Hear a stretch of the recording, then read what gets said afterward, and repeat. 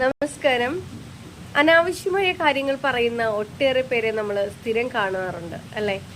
ചെറിയ ചെറിയ പ്രശ്നങ്ങളെ ഊതി വീർപ്പിച്ച് വലിയ പ്രശ്നങ്ങളാക്കി അത് വെറുതെ വലിയ വലിയ പ്രയാസങ്ങളൊക്കെ ഉണ്ടാക്കുന്ന കാഴ്ചകൾ നമുക്ക് സ്ഥിരമായി കാണുന്ന ഒരു കാര്യമാണ്. ഒരിക്കലൊരു ഗുരുവിൻ്റെ അടുത്ത് ശിഷ്യൻ വന്ന് പറഞ്ഞു, ഗുരുവോ, എനിക്ക് ഒരു കഥ പറയാനുണ്ട്. അപ്പൊ ഗുരു ചോദിച്ചു, ഈ കഥ പറയുന്നത് കൊണ്ട് എനിക്കെന്തെങ്കിലും പ്രയോജനമുണ്ടോ എന്ന്. അപ്പൊ ശിഷ്യൻ പറഞ്ഞു, ഒരു പ്രയോജനവും ഇല്ല. ഇനി ഈ കഥ പറയുന്നത് കൊണ്ട് നിനക്കെന്തെങ്കിലും പ്രയോജനമുണ്ടോ?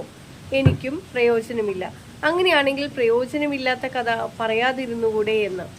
അതുപോലെയാണ് നമുക്ക് പ്രയോജനമില്ലാത്ത ചില കാര്യങ്ങൾ അനാവശ്യമായി പറഞ്ഞ് അത് ഊതി വീർപ്പിച്ച് പ്രശ്നങ്ങളിലേക്ക് എത്തിക്കുന്നതിന് നല്ലത് അനാവശ്യമായ കാര്യങ്ങൾ നമ്മൾ പറയാതിരിക്കുന്നതല്ലേ?